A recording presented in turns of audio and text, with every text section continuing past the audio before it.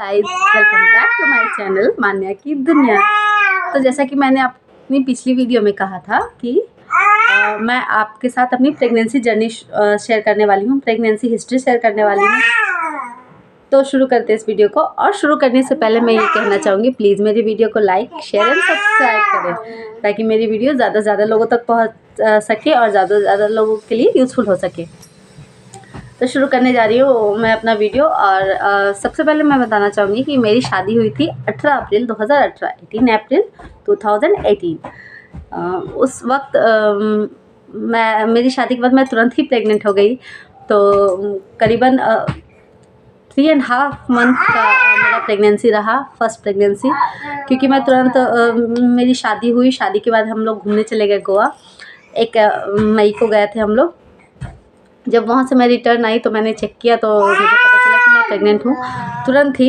तो चूँकि मेरा पहला प्रेगनेंसी था तो मुझे कुछ भी नॉलेज नहीं था कि क्या होता है, कैसे होता है और हमें क्या क्या सेफ्टी मेजर्स लेने चाहिए। तो मैं प्रेग्नेंट हुई, मैं बहुत खुश थी। मैं उस समय मेरी कोई ख़ास एज हो नहीं रही थी, तो मैं बच्चों की तरह बहुत खुश थी, सबको शेयर कर रही थी। और कह सकते हैं कि मैंने उस समय रेस्ट नहीं किया। मैंने उस समय ये नहीं सोचा कि क्या होगा क्या नहीं होगा आगे। मैं अपना लाइफ एंजॉय करने लगी। तो 3 मंथ्स बीत गए। तब तक मैं अपने हस्बैंड के साथ रहा करती थी गया में। और मेरा यहाँ से ससुराल मेरा करीबन 30 किलोमीटर दूर है, फतेहपुर गया जगह का नाम है। तो मैं जब 3 मंथ्स हो गए कंप्लीट तो मैं वहाँ चली गई ताकि मुझे प्रॉपर रेस्ट मिल सके। क्योंकि लोग बोले कि फैमिली वाले बोले कि नहीं, अब इसको प्रॉपर रेस्ट चाहिए, अब ये इसको बहुत लोगों का केयर चाहिए। तो फिर मैं अपनी सासू माँ के पास चली गई। तो जब मैं गई करीबन 8-10 दिन के बाद, 8-10 दिन ही हुए थे, 10 दिन कह सकते हैं, 8-10 दिन ही हुए थे। तो फिर मेरा मुझे ब्लीडिंग शुरू हो गई और मेरा अबॉर्शन हो गया। करीबन सुबह के समय जब मैं सो के उठी तो मुझे पता चला कि पहले 2 दिन पहले से मुझे हल्का हल्का पेन हो रहा था। तो मुझे लगा कि ऐसे ही प्रेगनेंसी में नॉर्मल पेन भी होते हैं, जैसे कि नॉर्मली पीरियड्स में पेन होते हैं, क्रैम्प्स होते हैं। तो मुझे लगा कि वो क्रैम्प्स है, लेकिन वो मेरा पेन धीरे धीरे बढ़ता गया। तो जब मैं 21 जुलाई को सुबह सोकर उठी तो मुझे ऐसा एहसास हुआ कि नहीं, अब कुछ तो हो रहा है मेरे अंदर। मतलब अब ऐसा है कि मेरा ब्लीडिंग शुरू हो गया है। तो मैंने अपनी सासू माँ को बोला। फिर तुरंत हम लोग वहाँ से ट्रैवल करके गया है डॉक्टर के पास। तो हमने चेकअप करवाया, अल्ट्रासाउंड करवाया। तो डॉक्टर ने कहा कि हार्ट अच्छे से नहीं डेवलप हो पा रहा है, तो हम इसको अबॉर्ट करने का ही सजेशन देंगे, ये बच्चा ऐसे भी डेवलप नहीं हो पा रहा है। तो फिर उसी दिन सेम डे हमने अबॉर्शन करवाया। क्या हुआ बेटा? लो, हमने अबॉर्शन करवाया। और वो बहुत मुश्किल दिन था मेरे लिए, पर जो भी था वो फर्स्ट था। तो उतना एहसास, कुछ दिन बहुत एहसास हुआ, फिर उतना एहसास हुआ नहीं कि लगा कि नहीं कोई बात नहीं, ये तो शुरू है अभी। शायद मुझे समझने में बहुत सारी दिक्कतें आ रही थी। तो अगली बार जब भी मैं प्रेग्नेंट होंगी तो फिर मैंने सोचा कि जब मैं अगली बार प्रेग्नेंट होंगी तो फिर मैं प्रॉपर केयर करूँगी। तो करीबन 4 महीने के बाद मैं दोबारा प्रेग्नेंट हुई। उस समय भी डॉक्टर ने मुझे यही सजेशन दिया था कि जब लड़की की शादी होती है तो उसके बॉडी में बहुत सारे चेंजेस होते हैं उस वजह से। और आपके साथ तो अबॉर्शन का केस हो गया है, तो आपको एक प्रॉपर रेस्ट देना है, करीबन 4 से 6 महीने अपनी बॉडी को। उसके बाद दोबारा ट्राई करना है ताकि आपका बॉडी प्रिपेयर हो जाए नेक्स्ट प्रेगनेंसी के लिए। तो फिर 4 महीने के बाद, जैसा कि मैंने बोला कि मैं प्रेग्नेंट हुई दोबारा, मुझे पता चला, मेरे सारे टेस्ट हुए। फिर मुझे पता चला कि मुझे थायराइड है, प्रेगनेंसी थायराइड। उस वक्त मुझे प्रेगनेंसी थायराइड से था, थायराइड था नहीं कैजुअली। तो जब मुझे पता चला कि मुझे प्रेगनेंसी थायराइड है तो मुझे पिल्स शुरू हुए थायराइड के। तो मैं वो खाती थी। मुझे लगा कि, मुझे पता नहीं था इतना कि थायराइड होता क्या है। मुझे लगा बस वो हेल्थ बढ़ता है थायराइड की वजह से, तो मेरा भी हेल्थ बढ़ जाएगा। और तो मैंने थायराइड को लेके इतना सीरियसली लिया नहीं। तो मैं कभी दवा खाती थी, कभी नहीं खाती थी। स्टार्टिंग में मुझे तो ये भी नहीं पता था कि थायराइड की का जो पिल्स होता है उसको आपको खाली पेट लेना होता है। तो वो मुझे धीरे धीरे पता चला। तो पहले मेरा थायराइड बहुत कम था, तो मुझे 12.5 mg का टैबलेट शुरू हुआ। तो उसके कुछ दिन के बाद मेरा थायराइड बढ़ गया। फिर मुझे 22.5 का mg का टैबलेट शुरू हुआ। देन फिर 50 mg का, लास्ट वो मुझे 100 mg का, क्योंकि मेरा थायराइड बढ़ता ही जा रहा था, कम नहीं हो रहा था।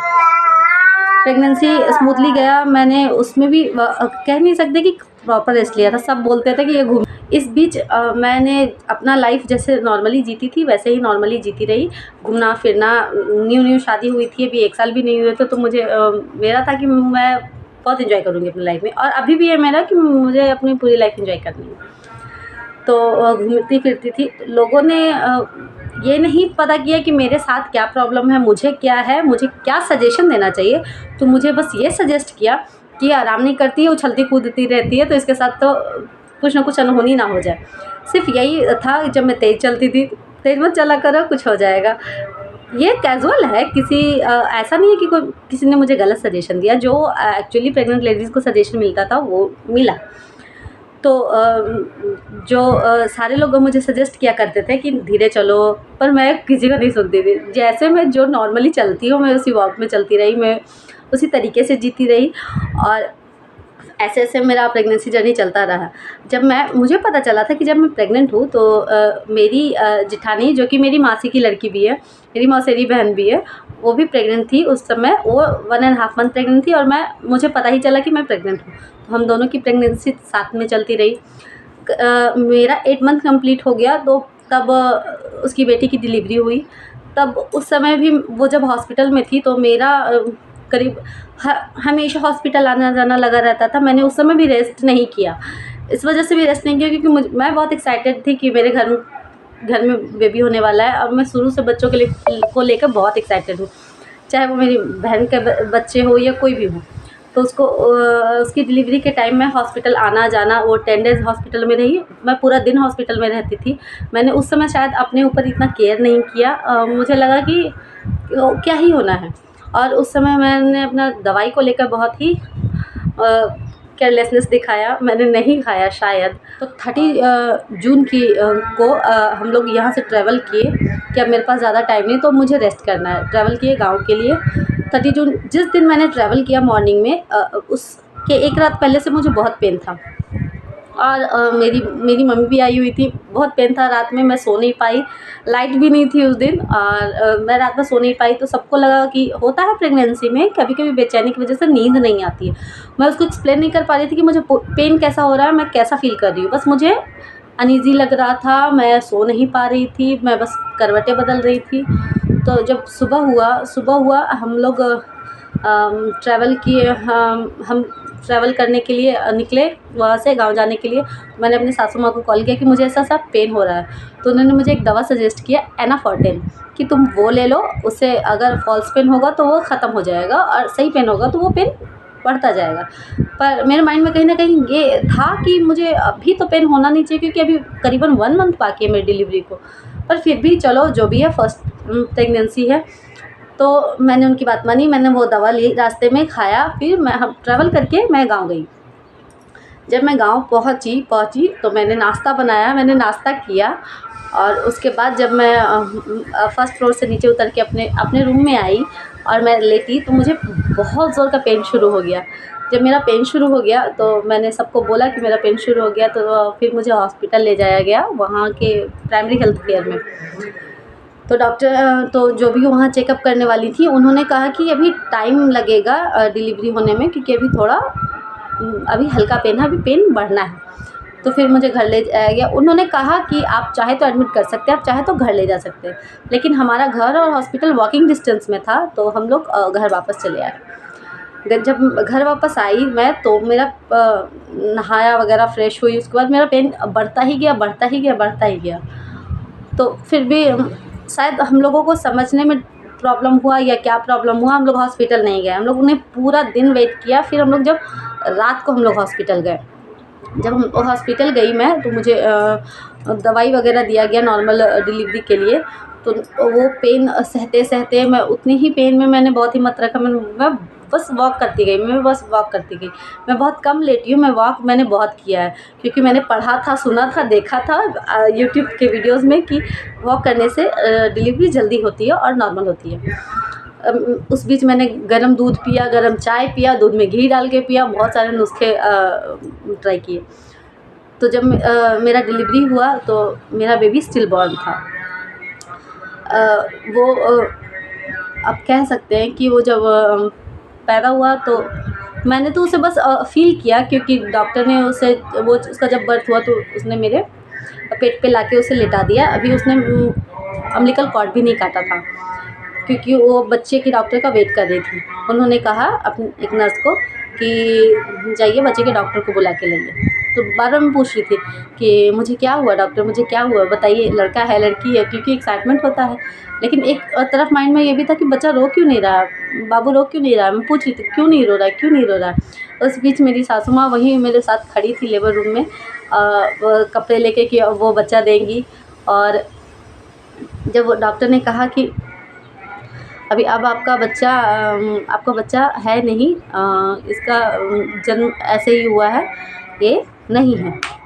तो जब मैंने बच्चे को देखा तो उसका आँख भी अच्छे से प्रॉपर खुला नहीं था, और उसके गले पे ऐसा लग रहा था जैसे कि कुछ फांसी वगैरह लगाते हैं ना, तो लपटाया हुआ रहता है, तो सारा स्किन गले का वो उसका निकला हुआ था। किसी को कुछ समझ नहीं आया, मुझे चेंज कराया गया, मुझे रूम में लेटाया गया। बाबू को सबको इन्फॉर्म किया गया फैमिली में। मेरी मम्मी उसी रात को वहाँ से मेरे घर से आई, हम वहाँ मेरे गांव पे। तो मुझे जब चेंज करके लेटाया गया तो मुझे ऐसा लगा था कि इतनी पेन के बाद मुझे तो बस गहरी नींद आ गई, और मुझे फ़ीवर भी हो गया था। तो गहरी नींद आ गई, मैं सो गई। जब मैंने आँख खोला 4 सवा 4 बजे के करीबन, तब मैंने देखा मेरी मम्मी उधर से रोते हुए आ रही है।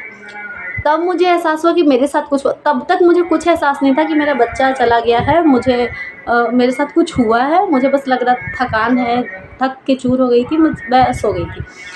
तब मेरी मम्मी जब मेरे सामने आई तो फिर मुझे रोना आया, मैं बहुत रोई उस समय का जब याद करती हूँ तो अभी भी रोना आता है। लेकिन वो एक वक्त था, मुझे रोना नहीं है। मुझे इन सारी चीज़ से आपको एक ही चीज़ बताना है कि आपको किसी की बातों में नहीं आना है कि आपने ट्रैवल किया, आपने घूमा, आप फिरे, इस वजह से आपके साथ हुआ। आप अपनी मेडिकल हिस्ट्री और अपने डॉक्टर पे बिलीव रखो कि आपकी डॉक्टर आपको क्या कहती हैं। मैंने जब फिर मुझे ऐसा लगा कि मेरे साथ ऐसा हुआ क्यों, क्योंकि मुझे ये नहीं लग रहा था कि मेरे ट्रैवल करने की वजह से मेरे साथ कुछ हुआ है। तो हमने बाद में टिश्यू टेस्ट करवाया। टिश्यू टेस्ट से पता चला कि मेरे बच्चे को इन्फेक्शन था। और क्या इन्फेक्शन था, उस बीच मुझे प्रेगनेंसी में मेरी यूरिन इन्फेक्शन भी हुआ था, तो मुझे उसके लिए इंजेक्शन पड़ते थे। तो मेरे बच्चे को यूरिन इन्फेक्शन भी था और थायराइड भी था। थायराइड की वजह से उसका स्किन वो ढंग से डेवलप नहीं हो पाया। तो किसी ने भी मुझे ये नहीं कहा था कि थायराइड को एकदम सीरियसली लो, दवाई खाओ, थायराइड का हमेशा प्रॉपर चेक करवाओ। मेरी तो फर्स्ट प्रेगनेंसी थी, मेरी कोई एज नहीं थी, मुझे कुछ समझ नहीं था, लेकिन मुझे सबने बस यही सजेस्ट किया कि तुम आराम नहीं करती हो। जबकि आराम की वजह से मेरा बच्चा गया ही नहीं, मेरा बच्चा थायराइड की वजह से गया था। अभी भी जब वो पास्ट में याद करती हूँ तो मुझे लगता है कि मुझे नॉलेज होना चाहिए। उसके बाद से वो कहते हैं ना कि दूध का जला भी, छाछ भी फूँक फूँक के पीता है। तो उस टाइम मैंने ये सोच लिया कि अगली बार से अब तो कुछ भी हो जाए, मुझे अपनी दवाइयाँ हर चीज़ सही तरीके से खानी है। फिर ऐसा हुआ, फिर मैंने चेकअप करवाया, जैसा मैंने बोला कि मैंने टिश्यू टेस्ट कराया तो मुझे पता चला इन्फेक्शन और थायराइड की वजह से मेरा बच्चा गया था। तो फिर मुझे डॉक्टर ने कहा कि 6 मंथ रेस्ट लेना है। फिर मैं 6 मंथ करीबन रेस्ट नहीं ली, क्योंकि मैं डिप्रेशन में चली गई थी। कोई भी लेडी का बच्चा खोना 2 बार ऐसा हो जाना बहुत बड़ी बात होती है। तो जब मैंने अपना बच्चा खोया तो मैं डिप्रेशन में चली गई। मैं सोशल मीडिया पे बहुत एक्टिव रहा करती हूँ। स्टेटस लगाना, लोगों का स्टेटस देखना, बातचीत करना, कुछ डिस्कस करना, इसमें मैं शुरू से बहुत रही हूँ। तो मैं डिप्रेशन में जा रही थी, तो उस बीच मेरी मम्मी ने कहा कि ये डिप्रेशन में जा रही है। तब तक मेरा ग्रेजुएशन भी कंप्लीट हो रखा था उसके साथ-साथ। तो मम्मी ने कहा कि इसका दिमाग कहीं लगाना है, तो मेरी मम्मी ने मेरा एडमिशन एलएलबी में करवा दिया कि नहीं, अगर ये पढ़ेगी, चूँकि मैं पढ़ने में मेरा मन लगा रहता है, तो ये पढ़ेगी तो इसका दिमाग नहीं भटकेगा और ये इतना नहीं सोचेगी। तो मुझे डिप्रेशन हो गया था, मैंने डॉक्टर को भी दिखवाया तो मुझे सांस की प्रॉब्लम हो गई थी। डिप्रेशन की वजह से मुझे एंग्जायटी बहुत होती थी। तो मेरी मम्मी ने मेरा एडमिशन करवा दिया, तो मेरा भी दिल लगने लगा। 1 जुलाई को मेरे साथ ये हुआ है। रात 1:17 पे मेरा बाबू गया था। उसके बाद अगस्त में मेरी मम्मी ने मेरा एडमिशन करवा दिया। देन फिर मैंने 3 महीने का रेस्ट लिया, पर मुझे था कि मेरा बेबी कहीं से आ जाए। अगर किसी का बच्चा जाता है और इतनी देर चूँकि वो मेरे पेट पे रहा, जब तक उसका कॉर्ड नहीं कटा, मुझे उसका टच फ़ील होता था। मुझे लगता था इधर से आ जाएगा, इधर से आ जाएगा, कहीं से दिखेगा, ऊपर दिख रहा होता, कहीं भी दिख रहा होता वो मुझे। तो मुझे लग रहा था कि बस वो कहीं से वापस आ जाए। फिर मैंने ट्राई किया, सबने मना किया कि अभी 1 साल नहीं, अभी 1 साल नहीं, लेकिन मैंने फिर से ट्राई किया, फिर मैं प्रेग्नेंट हुई। उसी ईयर सितंबर में मैंने प्रेगनेंसी को लेके कभी भी रेस्ट नहीं लिया, क्योंकि मुझे बच्चों से बहुत प्यार था, मुझे चाहिए था बच्चा। शायद क्रेज़ी उस समय मुझे अपने अलावा कुछ दिखता ही नहीं था, मेरे बच्चे के अलावा कुछ नहीं दिखता था। कोई क्या बोल रहा है, क्या नहीं बोल रहा है, ऊटपटांग लोगों को जवाब देना, ये सब नॉर्मल था मेरे लिए। मेंटल सिचुएशन शायद कोई नहीं समझे कि मैं क्यों जवाब दे रही हूँ, मेरे दिमाग में क्या चल रहा है। First 2 failed pregnancy, first abortion, second still born, third and fourth pregnancy मेरी सक्सेसफुल रही, और उसकी वीडियो मैं नेक्स्ट पार्ट में लाऊंगी। ये वीडियो बहुत लंबा हो रहा है, इसलिए मैं इसको यहीं एंड करूंगी। आप लोग मेरी वीडियो को लाइक से सब्सक्राइब ज़रूर करें, और हाँ, मेरी इस वीडियो से आप ये ज़रूर सीखें कि लोगों की बातों में नहीं आना है। आप खुद को देखो कि आप में क्या कमी है और आप उसको सुधारो, ना कि किसी और की बातों में आकर चलो। जहाँ तक बात रही मेरी, तो मुझे सबने सिर्फ ये सजेस्ट किया कि आराम करो, सिर्फ आराम करो, आराम से चलो, आराम करो, उछलो कूदो नहीं, घूमो फिरो नहीं। लेकिन किसी ने मुझे ये नहीं सजेस्ट किया था कि तुम क्या प्रॉब्लम है, कि क्या दवाइयाँ खा रही हो, मुझे दिखाओ कैसे खाना है। किसी ने नहीं समझाया कैसे नहीं खाना है, कैसे उसको टेक केयर करना है। तो इस वजह से मैंने अपना बच्चा खोया। आज तक सबको लगता है कि मैंने अपना बच्चा खोया है, क्योंकि मैं बहुत ही घूमती फिरती थी इस वजह से। और मैं किसी को एक्सप्लेन भी नहीं करने वाली हूँ, क्योंकि मुझे पता है, क्योंकि मैंने टेस्ट भी करवाया था। मैंने जैसे बोला टिश्यू टेस्ट करवाया था। मुझे मेरे हस्बैंड को पता है कि मैंने अपना बच्चा खोया था थायराइड की वजह से, और इस वजह से मुझे आगे की प्रेगनेंसी में बहुत सारी दिक्कतें आई, बहुत सारी प्रॉब्लम्स आई, लेकिन वो सारी सक्सेसफुल रही, क्योंकि मैंने पहली गलती से इतनी सारी सीखें ले ली थी कि मैंने अगली बार उसका प्रॉपर केयर किया, प्रॉपर ध्यान रखा, और अच्छे से दवाइयाँ खाई, और मेरी प्रेगनेंसी सक्सेसफुल रही। तो ये सारी बातें मैं आपको शेयर करूँगी नेक्स्ट वीडियो में। तब तक के लिए थैंक यू फॉर वॉचिंग।